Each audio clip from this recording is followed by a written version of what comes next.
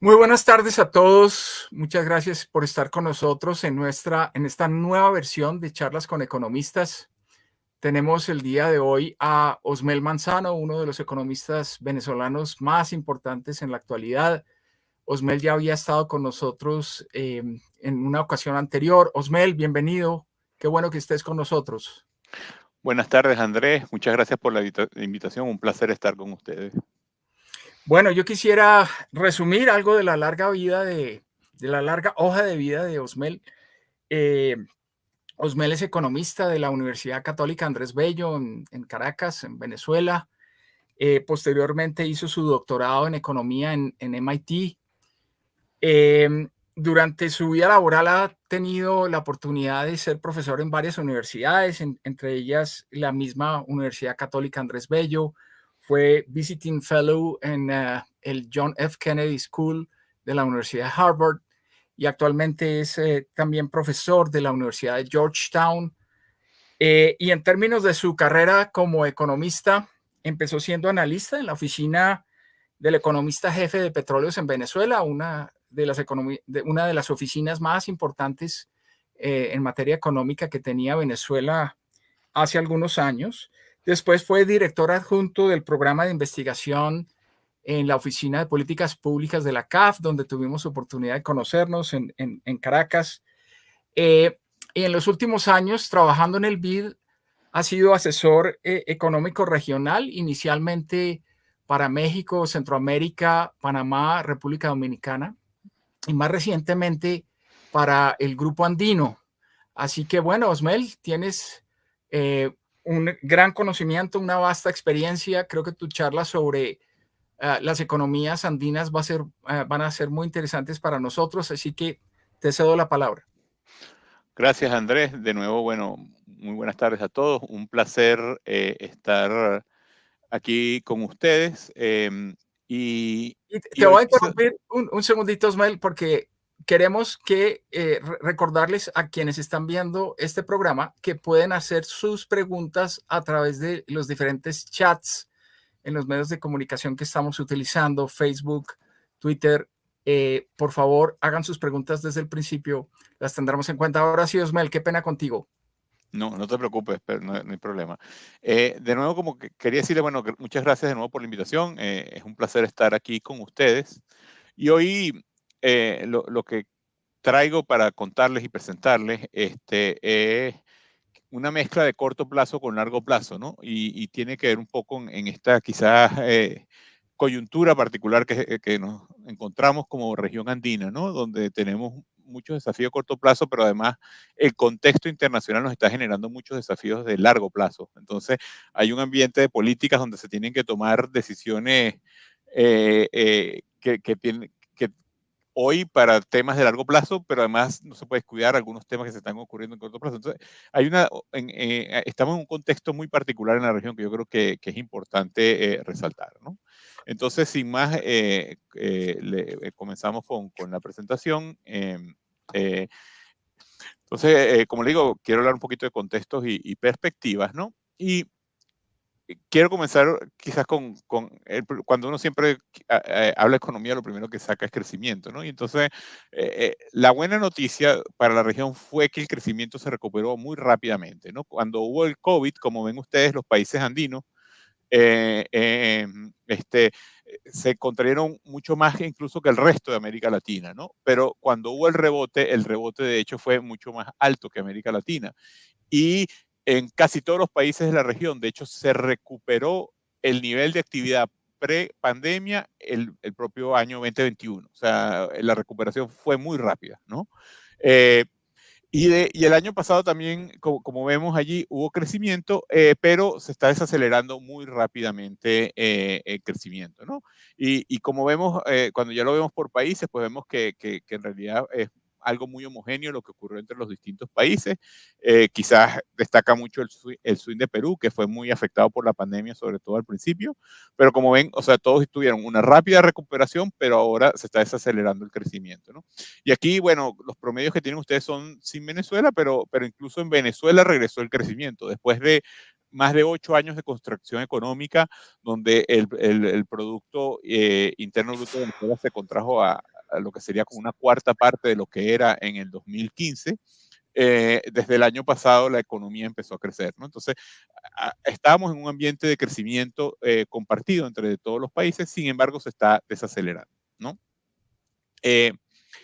Esta mayor actividad económica ayudó a mejorar los balances fiscales, ¿no? Entonces, como ven ustedes allí, los países andinos tuvieron un deterioro fiscal muy en línea con el resto de América Latina.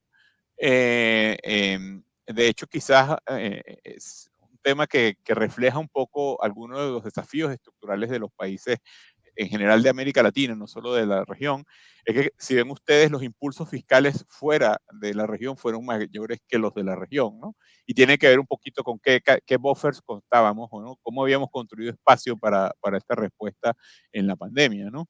Eh, pero como ven ustedes, se está recuperando rápidamente el balance fiscal en la región. Y cuando vemos quizás por países,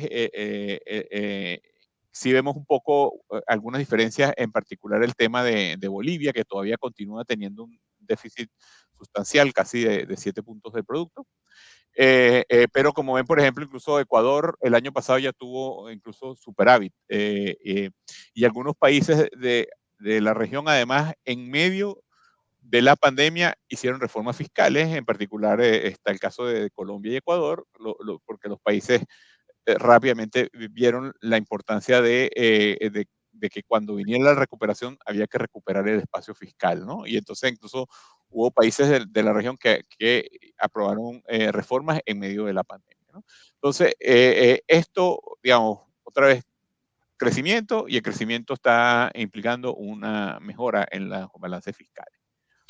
Sin embargo, otro factor que ayuda a lo fiscal, pero que para nosotros ha sido curioso el impacto en el sector externo, es el tema del sector externo, dado un poco lo que han sido los términos de intercambio, ¿no? Como ven ustedes, un tema que ocurrió obviamente es que cuando se desacelera el crecimiento económico en la pandemia, los países rápidamente empezaron a registrar superávit en las cuentas externas, ¿no?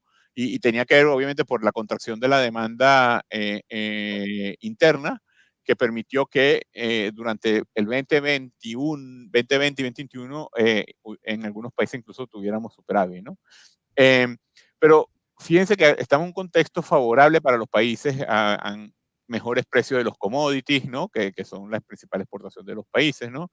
Eh, em, y incluso, digamos, cierta dinamización, por ejemplo, de la China, aunque se ha parado un poco, pero esta dinamización también implica mayores exportaciones. Sin embargo, el sector externo no se ha recuperado y quizás un tema que llama sobre todo la atención es el tema de que hay países, por ejemplo, como el caso de Perú, por ejemplo, que ven ustedes allí, que tradicionalmente casi siempre estaba o en balance o con un déficit muy pequeño y ahora tienen déficit grande, ¿no? Y aquí creo que un poco es el tema de, no de P, sino de Q, ¿no? Y que tenemos algunos cuellos de botella todavía estructurales que en algunos productos de exportación no han permitido dinamizarse como deberían, dado el contexto internacional, ¿no? Y esto refleja quizás algunos desafíos de mediano y largo plazo, ¿no? Entonces, es un tema interesante, pues, porque deberíamos, dado lo que estamos viendo en los mercados internacionales, deberíamos estar en un mejor momento, digamos, de cuentas externas, pero no es el caso, salvo con el caso de Ecuador, ¿no? Que sí, en este momento registra un superávit y de hecho ha estado, a pesar de que, como ustedes vieron allí, que incluso el sector fiscal se ha deteriorado un poco este año, el sector externo continúa registrando un superávit, ¿no? O sea, que un poco Ecuador sí está aprovechando mucho este contexto internacional y se refleja en sus cuentas externas, ¿no? Y otra vez, aquí no tenemos los casos de Venezuela, pero también hemos visto una recuperación en Venezuela. La producción petrolera, si bien no ha llegado al famoso millón de barriles diarios que todos hubiéramos esperado que hubiera ocurrido este año y refleja quizás algunos también cuellos de botellas propios de la situación de Venezuela. Venezuela obviamente hoy también está exportando más y eso explica un poco la recuperación del crecimiento en Venezuela, ¿no? Ahora, entre los desafíos que heredamos de la crisis es que la normalización post-COVID se está empezando a ver un poco en las carteras de los bancos. ¿Y qué llamo yo la normalización post-COVID? Como ustedes saben, cuando llega la crisis del COVID, pues los entes reguladores bancarios rápidamente ajustaron la norma, ¿verdad? Para dar un poco de flexibilidad a lo que estaba ocurriendo en el sector real de la economía. Entonces, se alargaron los plazos para la mora y todo eso. Entonces, claro, eso, las carteras en cierta manera reflejaban una situación que, que estaba, vamos a decirlo así, ayudada, no me gusta usar la palabra, pero vamos a decir, ayudada por los cambios de norma, ¿no? En la medida que ya hemos regularizado las normas, sí vemos un poco que algunos países están registrando cierto crecimiento de la cartera vencida, simplemente es el regreso a la norma anterior, no necesariamente que ahora están creciendo las carteras, ¿no? Okay. Sino simplemente que ahora que estamos normalizando la situación, estamos empezando a recoger algunos impactos del COVID. Sin embargo, como vemos, igual todavía es muy baja el porcentaje de cartera vencida y están todas provisionadas, pero sí es como una tendencia para tener en cuenta. Sobre todo porque además la cartera, como ven ustedes, es un poquito más alta si la comparamos con algunos comparadores de la propia región. O sea, si comparamos, por ejemplo, con México, Chile o Costa Rica, ¿no? Entonces, en general, digamos, es un tema, como les digo, no es de que estamos a la puerta o de una crisis o mucho menos, pero sí es un tema de hacer seguimiento un poco de cómo terminamos de normalizar, ¿no? Esta situación que tuvimos con el COVID y estamos ahora normalizando en la regulación, ¿no? Y claro, el principal desafío continúa siendo la inflación, pero aquí hay un tema que me parece interesante, porque si vemos en todos los países de la región, como ven ustedes, la inflación se disparó, era un choque de oferta, ¿verdad? Principalmente llevado por alza de precios de bienes primarios, en particular de alimentos, ¿no? Y luego un poco, y ven ustedes un poco los temas de diferencia entre los países que tenían tipo de cambio variable contra los países que tenían, o en el caso de Ecuador, una dolarización, o en el caso de Bolivia, un PEC duro, ¿no? Que de repente, claro, la inflación fue menor porque no hubo ajuste del tipo de cambio, ¿no? Claro, eso tiene otras consecuencias que estamos viendo un poco de sector externo, ¿no? Pero como ven ustedes, a pesar de un poco toda esta presión, de hecho los países andinos comparado con América Latina y con el mundo, la inflación no es tan alta, ¿no? Entonces es un poco relativo porque para nuestras realidades el tema de la inflación se convirtió en un desafío importante para las autoridades, ¿no? Eh, eh, pero sin embargo, si nos ponemos un poquito más en el contexto tanto de la región como mundial, la inflación no fue tan alta y yo creo que refleja también un poco las ganancias que ha habido en la región, por ejemplo, en la independencia de la autoridad monetaria y el margen que tiene la autoridad monetaria para enfrentar la inflación. Entonces, yo creo que sin desmerecer el tema que obviamente la inflación fue alta y quiero hablar de esos temas sociales también ahora, ¿no? O sea, con impactos sociales, es interesante un poco este contexto que cuando nos comparamos con otros países, o sea, hubo países que tuvieron episodios de inflación mucho más severos que los 5 países andinos, ¿no? Pero se convirtió en el debate y en toda la región generó presión social, ¿no? Y parte del problema es precisamente la parte que vemos aquí, que es el tema de la situación social de la región. Después de años de ganancia, obviamente con el COVID hubo retrocesos sociales importantes, ¿no? Y la pobreza aumentó en todos los países de la región, ¿no? Eh, e incluso, como ustedes saben, en Venezuela no hay estadísticas oficiales, pero nosotros en una asociación con universidades locales en Venezuela hacemos una encuesta y la pobreza aumentó también en Venezuela, llegando incluso a niveles de cercanos al 90%.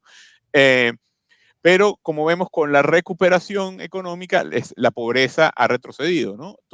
Y incluso hay países donde hoy la pobreza ya está por debajo de donde estaba, o por lo menos al mismo nivel de donde estaba previo al COVID, ¿no? Entonces, pareciera que hay como un importante retroceso de la pobreza. Sin embargo, fíjense cómo estamos con respecto a la región. Y entonces aquí hay un desafío de los países andinos, donde incluso cuando nos comparamos, como ven ustedes, con países como Paraguay, Costa Rica, República Dominicana, Uruguay, los niveles de pobreza en la región siguen siendo altos, ¿no? Y entonces, claro, esto refleja un poco la presión social que teníamos por el tema de inflación, ¿no? Que es que esta presión social también recoge estos temas que tenemos de pobreza, ¿no? Que entonces, claro, genera más presión social por el aumento de la inflación. Y, y en parte de esto está el tema que la generación de empleo de calidad sigue siendo tarea pendiente. Y entonces vemos que incluso en varios países de la región, cuando vemos solo por tasa de desempleo, ya hemos recuperado el desempleo que había previo a la pandemia. O sea, uno diría, bueno, el mercado de trabajo se está normalizando, ¿no? Pero cuando vemos las tendencias, por ejemplo, de informalidad, no hay una recuperación. Entonces, lo que está ocurriendo es que estamos recuperando empleo, pero es empleo de baja calidad, ¿no? Lo que estamos es teniendo aumentos de la informalidad. Entonces, tenemos este desafío en la región todavía, ¿no? Donde tenemos una alta pobreza y mucho se refiere al mercado laboral, donde todavía en los países andinos la tasa de informalidad es muy alta. Y entonces eso nos genera esta presión social que tenemos en la región, ¿no? Eh, y ya cuando pensamos en el mediano plazo, las perspectivas son menos alentadoras, ¿no? Y ahí tienen ustedes un poquito en el gráfico de la izquierda, fíjense, comparamos varios periodos, ¿no? Vemos el periodo 2014, luego el periodo 2015-2023 y luego las perspectivas que el Fondo Monetario tiene para el mundo, ¿no? Entonces, vemos obviamente que hubo un gran boom en el mundo entre 2000 y el 2014, ¿no? Eh, después, obviamente, hubo toda la crisis de los commodities y todo eso, entonces desacelera ese crecimiento y además, bueno, obviamente la crisis del COVID, pero vemos que incluso para el mundo eh, eh, hay una recuperación, pero además lo que quiero resaltar, la diferencia, por ejemplo, entre los países andinos e incluso Latinoamérica y el mundo, es que la diferencia entre el crecimiento 2000-2014 con el crecimiento que esperamos es mucho mayor en los países andinos, ¿no? O sea, hay un crecimiento que no parece regresar, ¿no? Entonces, así como el mundo estaba creciendo antes al 4% y la perspectiva es que crezca quizás un poquito ahí entre 3,1, 3,2 en el mediano plazo, la región de crecer 4,5%, sus perspectivas de crecimiento son alrededor del 2,5%. O sea, se perdieron ahí 2 puntos de crecimiento, ¿no? Eh, eh, y ese es el gran desafío de la región. No vamos a regresar, o pareciera que no podemos regresar a ese gran periodo de bonanza que estuvo entre el 2000 y el 2014, donde, por ejemplo, la región pasó de ser una región de 70% de pobreza a una región de 30% de pobreza, ¿no? Y se convirtió, por ejemplo, en una región de clase media. Entonces, digamos, perspectiva, y como vemos en el gráfico de la derecha, esto es una perspectiva compartida para todos los países de la región. Entonces, tenemos aquí un desafío de dónde vienen estas fuentes de crecimiento. Obviamente, ¿qué pasó entre el 2000 y el 2014? Hubo el boom de los commodities, ¿no? Entonces, la pregunta es un poco, eh, ¿por qué no conseguimos otras fuentes de crecimiento y cómo reemplazamos las fuentes de crecimiento que tuvimos en el 2000-2014? Porque entonces en eso refleja un poco los desafíos de política pública hacia adelante y sobre todo el tema de cómo manejar presiones sociales, pues porque tuvimos una sociedad, de nuevo, que pasó de ser una sociedad donde la mayoría de la gente vive en pobreza a una sociedad donde la mayoría de la gente ahora es clase media, todavía con alta pobreza, pero la mayoría de la gente es clase media, y entonces esa mayoría tiene unas demandas sociales. Y el problema es si con el crecimiento de 2,5% del producto de aquí al futuro vamos a poder atender esas demandas sociales, ¿no? Y ahí es donde mezclamos, si quieren, estos desafíos de corto plazo con los de largo plazo, ¿no? El mundo está cambiando. Hay unos compromisos hacia la descarbonización. Y hoy en día lo que hemos venido diciendo mucho desde el banco y por lo menos yo también a manera personal es, olvídense ya incluso de los temas de si los países cumplen o no sus acuerdos y sus metas. El tema es que esto ya arrancó y es el propio sector privado el que está empujando unas aceleraciones de la transformación energética que realmente están, digamos, van más rápido de lo que hubiéramos pensado, ¿no? Y lo estamos viendo incluso en países de la región, ¿no? Cambios acelerados en la matriz energética, el sector privado es el que está invirtiendo en nuevas fuentes de energía. Entonces, estamos viendo una aceleración de una transición energética y como les digo, ya no necesariamente, a veces no es empujado por política, sino es el propio sector privado el que está empujando esta aceleración, ¿no? Adicionalmente, previo, y ahí pues un poco lo que ponemos ahí a la derecha es que tenemos un tema no trivial y es que la región depende mucho de recursos no renovables, ¿no? Entonces, en esta transición, la región está en un punto muy importante porque puede ser ganadora o perdedora en esta transición, ¿no? Y ahí es donde está la clave del tema de políticas que quiero traer a la mesa. Luego tenemos que aún previo de la pandemia teníamos importantes avances de la digitalización y la automatización, pero claramente la pandemia le puso un acelerador a esto, ¿no? Entonces la digitalización está avanzando aún más rápido de lo que estaba avanzando prepandemia. Entonces tenemos otro tema allí y ahora incluso piensen ya no solo automatización, digitalización, sino todo lo que tiene que ver con inteligencia artificial. Eh, y luego ocurrió este conflicto que nos presentó oportunidades de corto plazo, por ejemplo, mejores precios de commodity, etcétera, pero está acentuando los desafíos de largo plazo. En Europa, en este momento, está ocurriendo una transición energética que todo el mundo pensaba que iba a ocurrir en 10 años, se está acelerando a 2, 3 años, ¿no? Y todo por el tema de conflicto. Entonces, esto también está metiéndole un acelerador, si se quiere, a estos temas, ¿no? Entonces, estamos en un contexto particular donde entonces también el corto y el largo plazo están jugando juntos, ¿no? Y entonces hay que pensar qué hacer con la región, ¿no? Y entonces en un trabajo reciente, que de hecho tuvimos la oportunidad de presentarlo en Colombia, nosotros hablamos un poco de este punto, si ustedes quieren, de quiebre, ¿no? Y esto es, digamos, hoy en día existen unas políticas en los países que se están aplicando, ¿verdad?, para cumplir los compromisos de cambio climático. Sin embargo, estas políticas, las políticas que tenemos hoy, no necesariamente nos van a llevar a los objetivos 2050. Entonces hicimos, bueno, un escenario es si aceleramos la política para cumplir los objetivos de 2050, ¿no?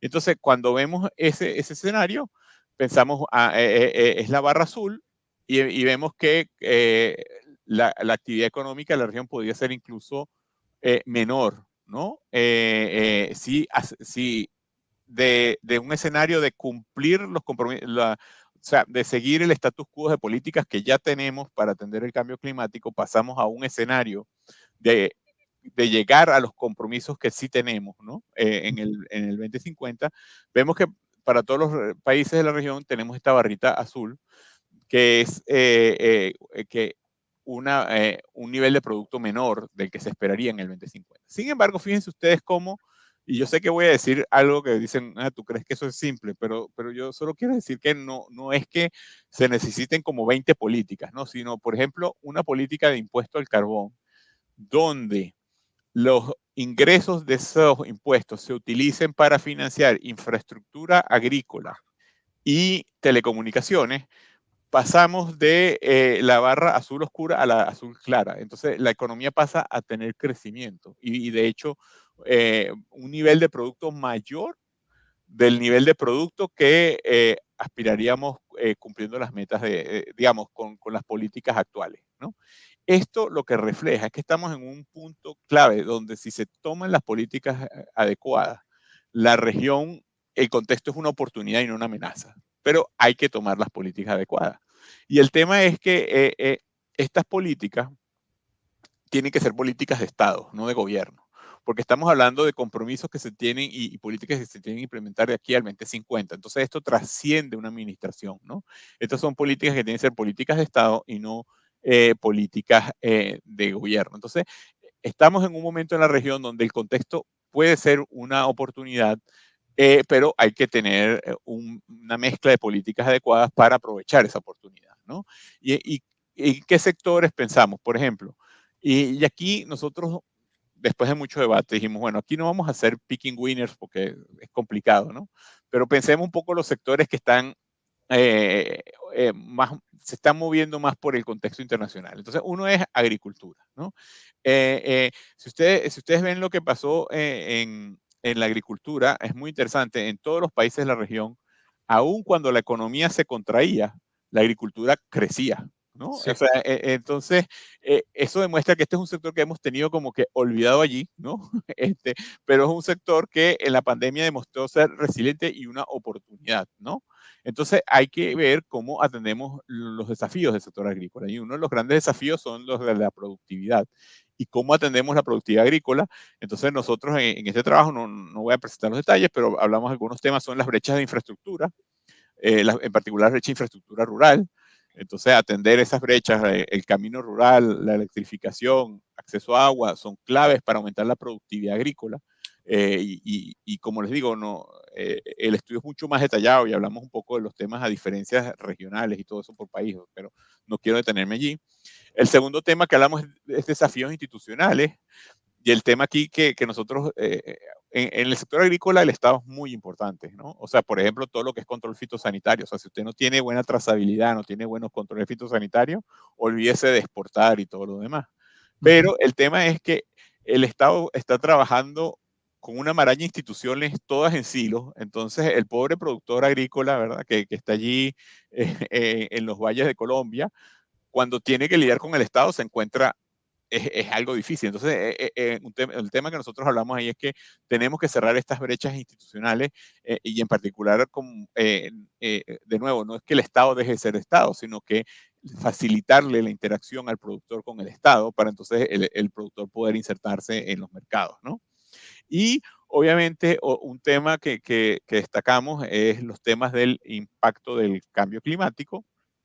Eh, eh, que sí, en la región el sector está afectado, pero también puede ser una oportunidad, ¿no? Y se ven, por ejemplo, desarrollos de variantes de biotecnología que convierten el tema de cambio climático en una oportunidad para el sector. Entonces,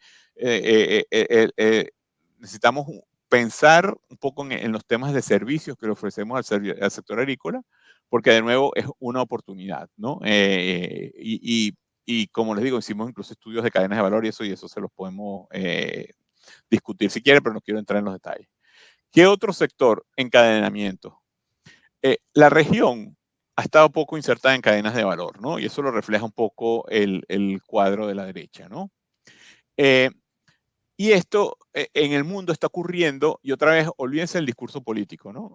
Como les dije con el cambio climático, porque hay todo este tema de friendshoring y todo eso. Olvídense de eso. Hay un cambio importante en el sector privado. El sector privado está repensando y con dos, digamos, si se quiere, perdónenme el anglicismo, dos drivers, Sí. dos elementos conductores principales, ¿no? Uno, el tema de reducir la huella de carbono. Entonces, claro, el sector privado, como le digo, que está muy adelante en toda su estrategia de descarbonización, está repensando, bueno, ¿cómo hago yo cadenas de valor con una menor huella de carbono? ¿No? Y entonces ahí se abre una oportunidad. Y la otra oportunidad es que la pandemia demostró la importancia de tener redundancias, que si uno depende de un solo proveedor, generamos todos estos problemas de abastecimiento que hubo durante la pandemia, entonces también se está construyendo redundancia. Entonces hay una oportunidad, pero la región está muy poco integrada a la cadena de valor y parte del problema está allí en el reflejo de la baja integración regional. O sea, los países andinos son muy pocos integrados. Y cuando uno ve, por ejemplo, los ejemplos de ¿qué les digo yo? Del Asia, ¿no? O sea, qué sé yo, que si el tablero se hace en Indonesia, el chip en Vietnam y se termina de armar todo en Malasia, es porque hay acuerdos de integración regional entre esos países y es fácil mover las cosas, ¿no? Incluso si ustedes ven, por ejemplo, lo que pasa en México y Centroamérica. O sea, la gente no sabe, pero por ejemplo, los autos que se hacen en México tienen cinturones de seguridad que son hechos en Nicaragua. Y eso también refleja tratados comerciales. Los países andinos tenemos una muy baja integración regional. Entonces, esta falta de desarrollo de cadenas refleja un poco lo abandonado que tenemos la agenda de integración regional. Además, hay altos costos de logística, ¿no? Y también hay un poco de desafíos en la promoción del país como destino de inversión. Y ahí a lo que nos referimos es, somos muy buenos diciendo venga a invertir, pero no somos muy estratégicos en decir quién es a quien yo quiero traer de invertir, ¿no? Entonces hay un tema de ver cómo somos mucho más inteligentes en la atracción de inversión, ¿no? Entonces, otra vez, como digo, no picking winners, es ver un poco cuáles son los sectores que en este momento se están moviendo. Otro sector fue el sector de servicios. ¿Por qué el sector de servicios es importante? Primero, porque es por mucho el principal empleador de la economía de los países andinos, pero con unos desafíos de productividad terribles. Y si vemos ahí los gráficos de la derecha, es que los países andinos son realmente muy malos exportando servicios. Aun cuando le quitemos el turismo al Caribe, o sea, quitemos el Caribe y quitemos el turismo, somos muy malos exportando servicios, ¿no? Y eso refleja un poco los desafíos de productividad que tenemos en el sector servicio, ¿no? Y obviamente fue altamente impactado en el COVID, entonces lo vimos, ¿no? Y además está afectado por la baja digitalización de los países, porque este sector es el que más, bueno, no es el que más, pero es uno de los sectores que más se está montando en la ola de digitalización. Entonces, ahí nosotros hablamos un poco de los y desafíos que tiene el sector de servicios, donde hay oportunidades, ¿no? Hay países que tienen algunos nichos de sectores de servicios modernos, o por ejemplo, hay un tema que nadie sabe, pero la participación de trabajadores de los países andinos en el sector gig economy, y gig economy me refiero a la persona que está sentada en su casa en Cali y está haciéndole un coding a una empresa en Bangalore, pues resulta que la participación del empleo de los países andinos en el empleo global es mucho más grande que la participación de la fuerza laboral de la región en la fuerza laboral mundial. Sí, entonces, los que son economistas se recordarán del concepto de balaza. Entonces, pareciera que hay una ventaja comparativa, ¿no? Pero que no estamos aprovechando. Entonces, lo que quiero decir es que eh, tradicionalmente hemos tenido esta imagen de sector de servicio, empleo de baja calidad y todo eso, y no, hay sectores de servicio modernos, pero tenemos que trabajar de la mano con ellos y empujar un poco esta modernización del sector de servicio, sobre todo si queremos pensar en empleo, ¿no? Y finalmente, un sector que no podemos escaparnos es el de las extractivas, porque está como en la vertiente de entre que hay un sector de extractivas que está saliendo en la teoría por la descarbonización, pero otro que está entrando, que son todos los metales necesarios para la transición energética. Y la región está ahí como en el balance de estos dos sectores, ¿no? Y aquí es que quizás uno de los grandes problemas es que todavía tenemos una alta dependencia del sector, ¿no? Y además no hemos generado muchos encadenamientos, ¿no? A pesar del alto impacto local. Nosotros hemos hecho algunos estudios que demuestran que donde se abre una mina, donde se abre una explotación de petróleo, aumentan los ingresos de la población, aumenta el número de negocios, o sea que claramente hay un impacto, pero no hemos tenido unas estrategias inteligentes de cómo aprovechar esto y generar mayores encadenamientos, ¿no? Otro tema que tenemos es que todavía es un sector de alta conflictividad, a pesar de que, y ese es el gráfico que yo tengo ahí a la izquierda, en los 5 países de la región, el número de personas que piensa que el sector extractivo es beneficioso o muy beneficioso para la región, para su país, mejor dicho, es mayor que el porcentaje de personas que piensan que no. O sea que lo que nosotros decimos es, hay una licencia social implícita al sector de extractiva. La gente sí piensa que es bueno. Pero ¿qué es lo que pasa? La gente no confía en el Estado, no confía que está recibiendo su participación justa, etcétera. Entonces tenemos que manejar estos temas de conflictividad, ¿no? Y finalmente todavía tenemos, a pesar de tener más de 100 años explotando este sector, todavía tenemos unas brechas institucionales importantes que hay que cerrar, que nos van a ayudar también a cerrar esta conflictividad, ¿no? Entonces, tenemos que trabajar en este sector, ¿no? Y ahí, esto uno con unos desafíos que vamos a heredar en cierta manera, de la pandemia o estructurales, ¿no? Y el primero es que tenemos que retomar el espacio fiscal. Como les dije, los balances fiscales están mejorando, pero eso no quiere decir que ese impulso que se hizo durante el COVID nos dejó deudas muy altas, ¿no?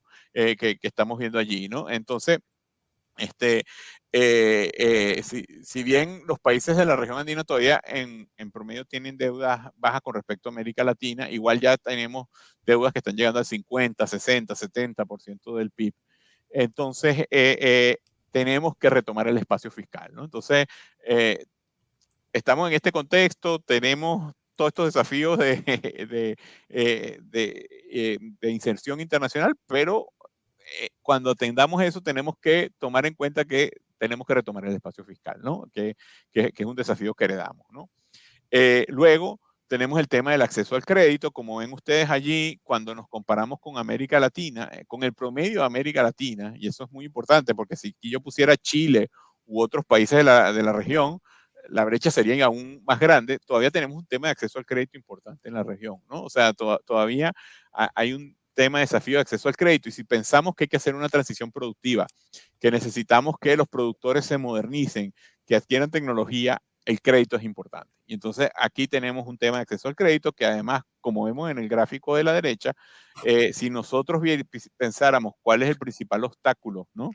Eh, para las empresas, claro, si vemos las empresas grandes, para las empresas grandes el principal obstáculo son temas de barreras laborales, regulación, pero cuando vamos a las empresas medianas y pequeñas, el tema de acceso al financiamiento sale de primero. Entonces, tenemos que, este tema de acceso al financiamiento es clave, pensando sobre todo en una estrategia de que tenemos que hacer una transición productiva.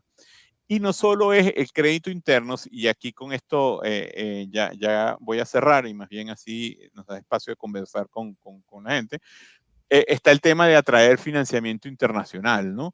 Y si ustedes ven aquí un poco, esto es cómo se financia, si se quiere, el sector, o sea, la capacidad de acceso a financiamiento externo que han tenido las economías de la región. Lo que vemos es que, salvo Colombia y quizá un poquito Perú, las perspectivas no es necesariamente muy alentadoras en que vamos a recibir muchos flujos internacionales, ¿no? O sea, si vemos las perspectivas que tiene el fondo, eh, eh, eh, eh, el acceso de fondos, o valga la redundancia, o sea, el acceso a flujo, no va a crecer sustancialmente. Y entonces cuando pensamos que necesitamos financiar todo esto, tenemos que ver, bueno, cómo generamos el espacio para también recibir mayor financiamiento externo. Porque muchas de estas cosas vamos a necesitar que recibir financiamiento externo. Entonces, tenemos un tema aquí de tener una mejor estrategia de buscar financiamiento, algunos a través de inversión, a través de inversión extranjera directa, por ejemplo, pero incluso pensar en todos estos mecanismos que se están desarrollando a nivel mundial para ayudar a los países en la transición, tener como unas estrategias mucho más claras de ver cómo se acceden a esos fondos. Porque, como les digo, aquí va a haber doble tarea. Una de cómo hacemos que el crédito llegue a los que van a estar viviendo la transición productiva, pero también va a haber una tarea de cómo generamos más acceso hacia afuera para poder canalizar esos recursos hacia adentro. Entonces, esos son un poco cómo se mezcla un poco esta agenda de corto y mediano plazo, ¿no? De la macro con los temas transversales. Entonces, eso es un poco lo que tenía para hoy. Y más bien, si quieres, Andrés, listo para preguntas y respuestas, ¿no? Perfecto, Osmel. Excelente presentación. Creo que tal vez no habíamos tenido anteriormente algún invitado que nos presentara tan en blanco y negro los desafíos en términos de transformación productiva que tiene la región de cara a estos procesos de descarbonización y todas las metas de uso de energías renovables. Yo quisiera empezar por un tema que tú mencionaste. Yo creo que también lo comparto sobre tal vez el origen de las demandas sociales en la región. Uno de los elementos que tal vez oímos con mucha frecuencia es que es la falta de crecimiento, la falta de oportunidades en la región la que ha desatado, digamos, buena parte de los fenómenos sociales que hemos visto en Colombia, en Perú, en Chile también. Pero tú das la idea de que es al contrario, ¿sí? Nosotros pasamos a ser como de una región de clase un poco más media y fue precisamente el cambio hacia esa clase media la que despertó, digamos, la percepción de la necesidad de un cambio social en nuestros países. ¿Cómo profundizando un poco en esa idea, cómo lo ves? ¿Cómo lo ves frente a las teorías que sugieren que es precisamente el atraso el que genera las necesidades de cambio y no los avances que tuvimos los que propiciaron la generación de una clase media con mayores expectativas? Muy buena pregunta. Y quizás allí, déjame ponerlo de esta manera, ¿no? Tú tuviste una transformación importante de la sociedad entre el 2000 y el 2015, ¿no?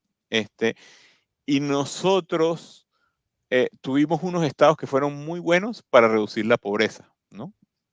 O sea, no solo hubo el crecimiento, hubo todo el mercado laboral que al final hemos hecho varios estudios y vemos que mucha de la reducción de la pobreza se debe precisamente a mejoras en el mercado laboral, o sea, crecimiento, empleo, todo lo demás, ¿no? Pero también teníamos un programa, unos estados que tuvieron muy buenas políticas como las transferencias condicionadas, etcétera, que ayudaron un poco a superar, ¿no? Ahora, una vez que tú tienes una sociedad de clase media, la demanda es distinta, ¿no? Entonces, por ejemplo, la gente empieza a demandar más un estado de aseguramiento, ¿no?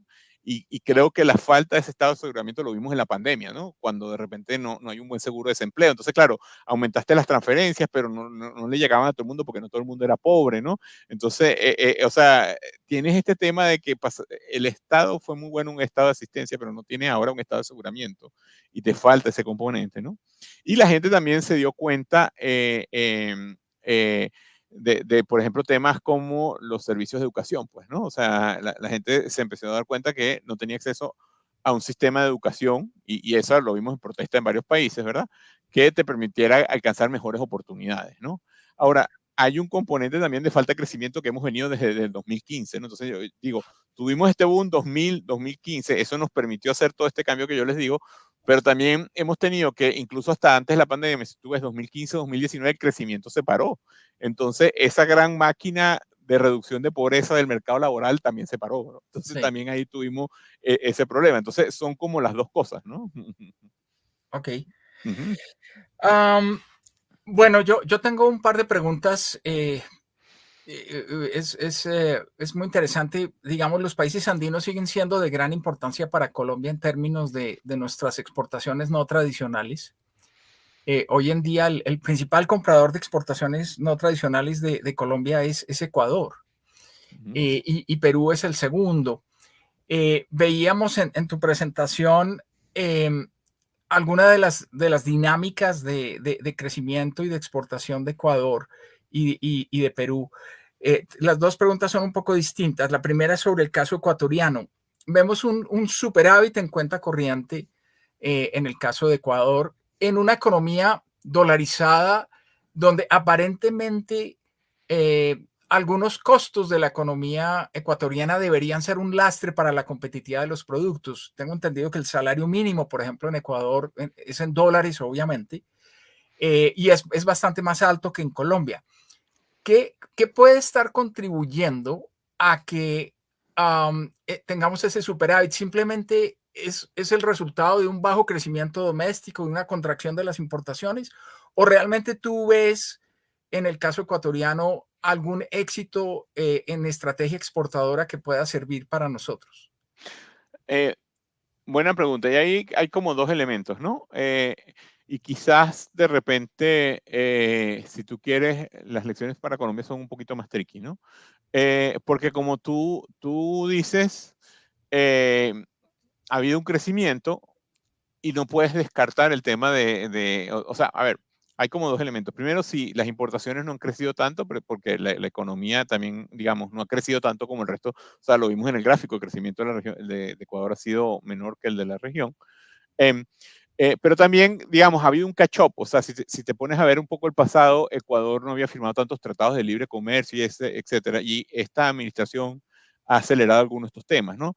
incluyendo tratados con la China. Entonces, ahorita, por ejemplo, el principal comprador de camarones es la China, ¿no? Y cosas así. Entonces, es también un poco hacer el catch-up de apertura comercial, un poco que Ecuador está algo más atrás que Perú y Colombia, ¿no?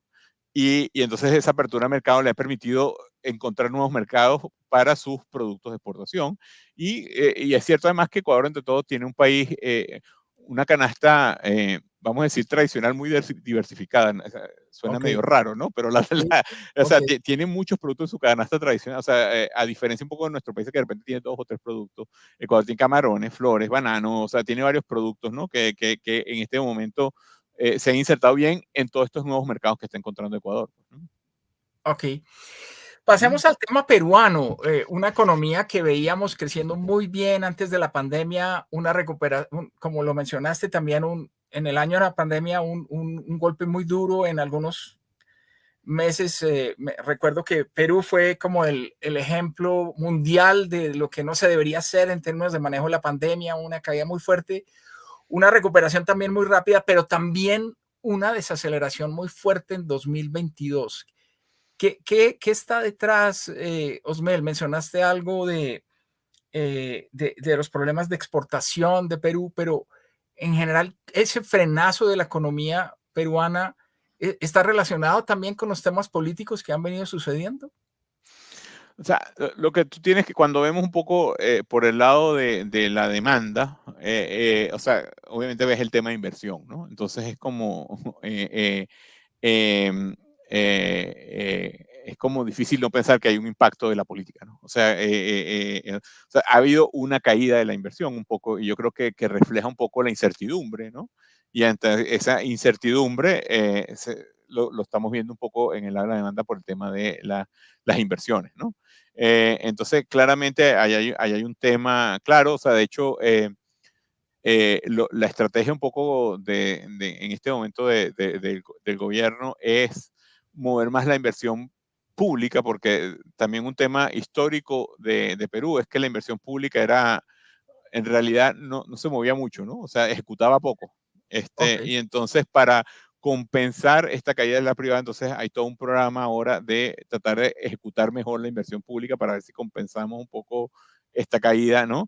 Y además también proveer alguna serie de bienes públicos que estaba un poco retrasado Perú, ¿no? Precisamente por este tema de fase de la inversión pública, ¿no? Tema de infraestructura y ese tipo de cosas, ¿no? Entonces sí, o sea, obviamente cuando uno ve la desaceleración, el rol de la inversión es clave y yo creo que refleja un poco la incertidumbre, ¿no? ok. Ujú. Bueno, y para finalizar un poco el tema macro y tal vez para pasar a otros temas que has planteado que son supremamente interesantes sobre inserción. Tú has hablado de la necesidad de la región eh, de corregir el tema fiscal que se generó incluso en algunos países antes de la pandemia, pero que sigue siendo complicado. Em, Muchos de nuestros oyentes quisieran entender por qué es necesario, desde el punto de vista de crecimiento y de desarrollo del sector privado, que el sector público no tenga un crecimiento tan grande y no tenga una deuda tan grande. ¿Podrías como resumirnos los canales a través de los cuales eh, la falta de corrección del tema fiscal está afectando a los países de la región? Claro, o sea, obviamente quizás eh, bueno, el más obvio de todos los canales es cuando lo ves en los temas de riesgo país, ¿no? O sea, cuando los mercados ven una situación fiscal comprometida, pues empiezan a cobrarte más, ¿no? Y con eso sube el costo de financiamiento de toda la economía, no solo del Estado, ¿no? Entonces, tienes este tema del aumento del costo financiero, ¿no? Que lo vimos en todos los países de la región. Y obviamente lo estamos viendo en los países andinos. Em, pero después, además, eh, se genera este efecto que todos sabemos que tarde o temprano vas a pagar, ¿no? Entonces, te genera a ti una incertidumbre como Así inversionista, es. ¿no? Te genera una incertidumbre de cuándo me van a cobrar, ¿no? Entonces, si no hay un camino claro de cómo vas a recuperar esa sostenibilidad, obviamente generas más incertidumbre y menos incentivos a invertir. Porque te queda la duda, bueno, ¿cuándo me van a cobrar y cómo? ¿no? Entonces, por eso lo importante, como decimos nosotros, no es necesariamente que cierres hoy la brecha, sino que digas, esta es mi estrategia de cerrar la brecha, ¿no?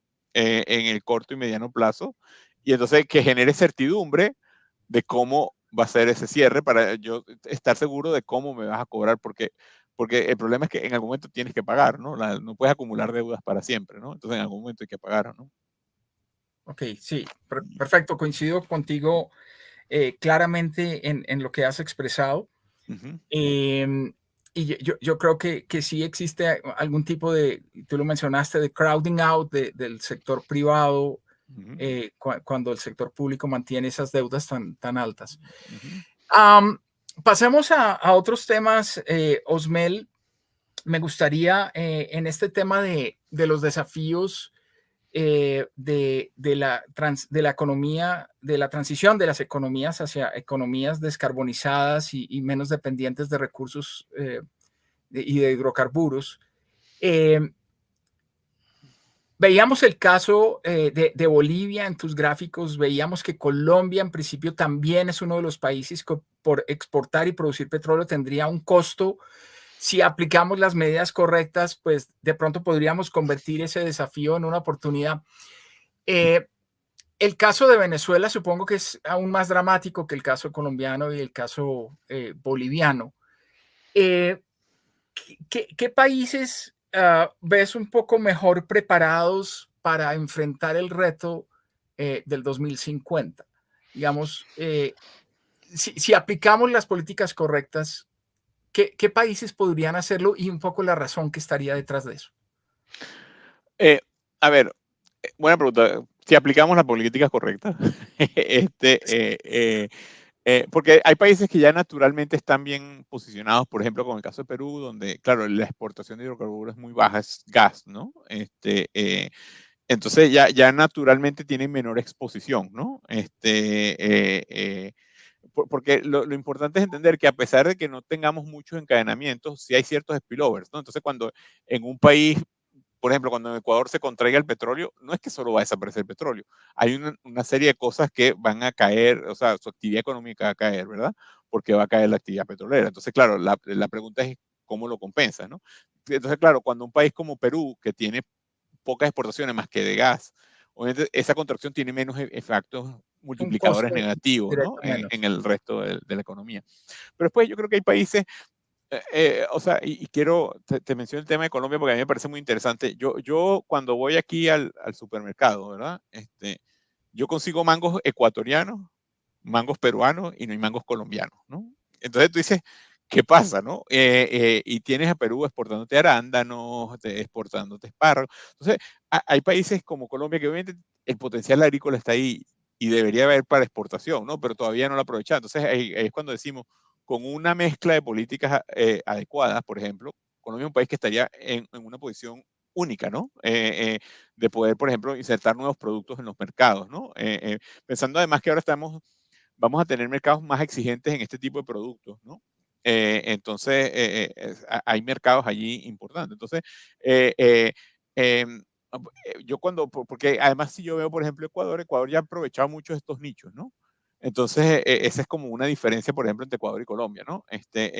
O sea, hay muchos nichos que Colombia no ha explotado y que podría explotar, ¿no? Y entonces, por ejemplo, es uno de los países que yo diría, con las políticas adecuadas, podría, ¿no? Beneficiarse, ¿no? Igualmente, cuando vemos los países andinos, yo hablé mucho de brechas de digitalización, pero Colombia es donde las brechas son menores, ¿no? Entonces, hay un potencial, por ejemplo, de pensar en exportación de servicios relacionados a digitales, ¿no? No quiere decir que no hay que invertir, pero hay que invertir mucho menos que, por ejemplo, en Perú, en Ecuador, ¿no? O en Bolivia. Entonces, ahí otra vez hay unas oportunidades importantes, ¿no? Em, pero claro, uno de los grandes temas, por ejemplo, en Colombia es infraestructura, ¿no? O sea, acceso a infraestructura rural y ese tipo de cosas. Entonces, claro, hay que ver cómo se genera este tipo de inversiones, ¿no? Entonces, como te digo, o sea, hay países que por su condición actual, como Perú, ya están bien posicionados, Y hay otros países que, como te diría, como Colombia, que el potencial está ahí, lo que necesita es la aplicación de política. Entonces, hay como, yo te diría, como condiciones naturales y luego que ahí es el espacio para aprovechar, ¿no? Ok, bueno, esperanzador, Osmel. Ujú. Otra pregunta sobre el tema de inserción en servicios. Yo creo que quienes hemos tenido la oportunidad de conocer la economía costarricense, nos llama mucho la atención Ujú. temas como, por ejemplo, el bilingüismo.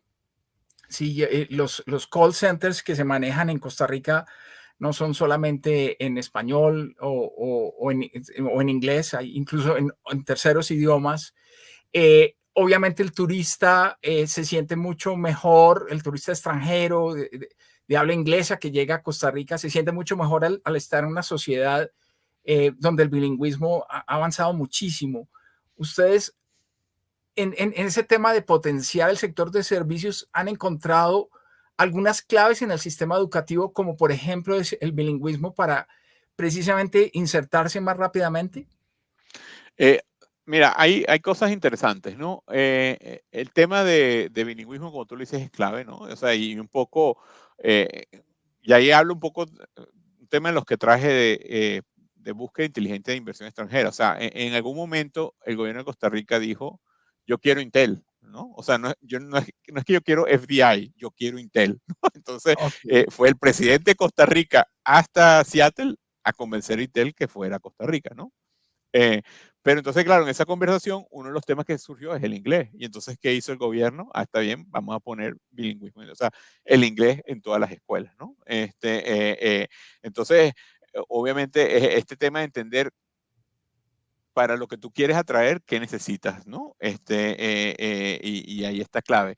Ahora, un tema que es interesante, que por ejemplo lo hemos visto en Uruguay, eh, es que, o sea, porque tú dices, bueno, pero cambiar el sistema educativo va a tomar años, ¿no? Pero puedes haber soluciones de corto y mediano plazo con lo que se llaman lo llaman los finishing school, ¿no?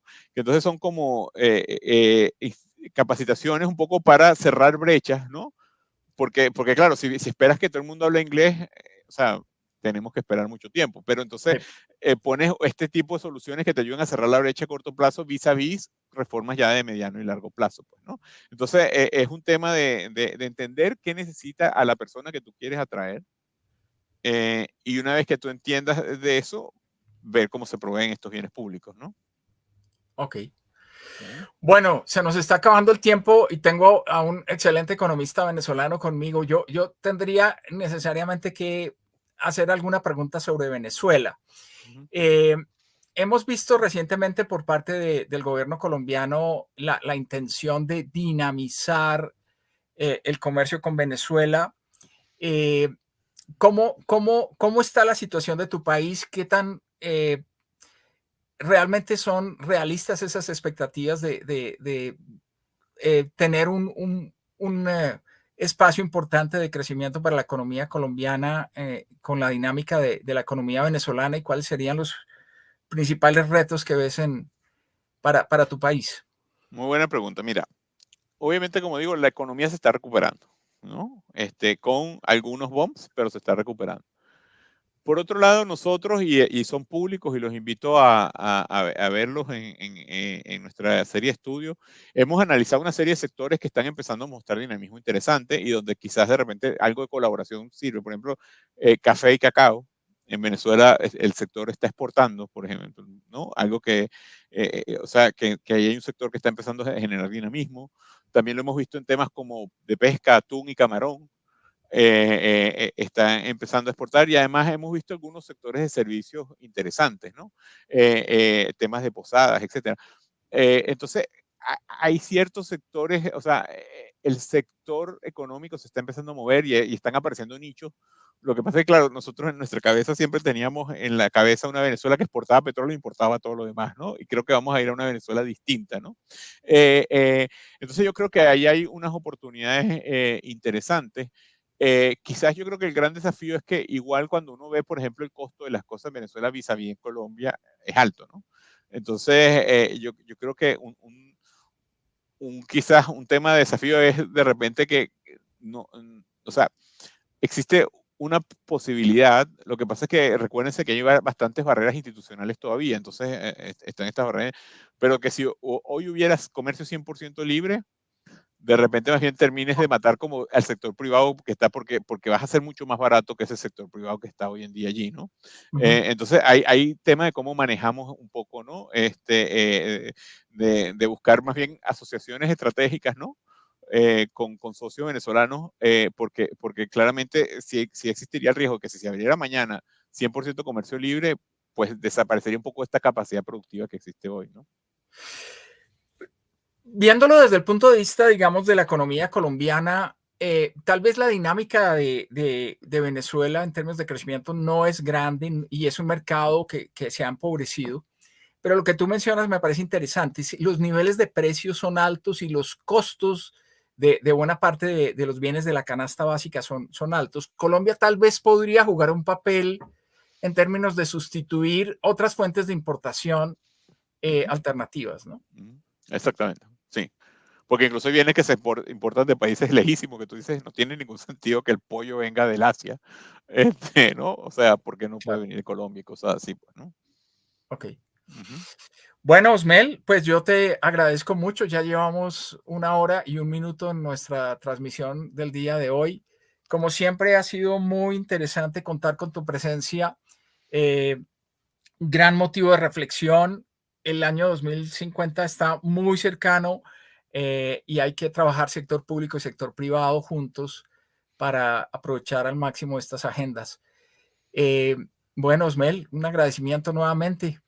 No, muchas gracias a ustedes por la invitación. Siempre un placer hablar de estos temas. Y como digo, o sea, yo creo que hay que darse cuenta de que puede ser una amenaza, pero también una oportunidad, ¿no? Entonces hay que empezar a capitalizar y trabajar ya, ¿no? Porque también el problema es que, como dices tú, el 2050 está ahí. Entonces hay que montarse en ese tren antes de que parta de la estación, ¿no? Estupendo. Bueno, a todos muchísimas gracias por su presencia el día de hoy. Esperamos contar con ustedes nuevamente en nuestra próxima transmisión para el mes de julio. Feliz Bueno, tarde. muchas gracias. Hasta luego.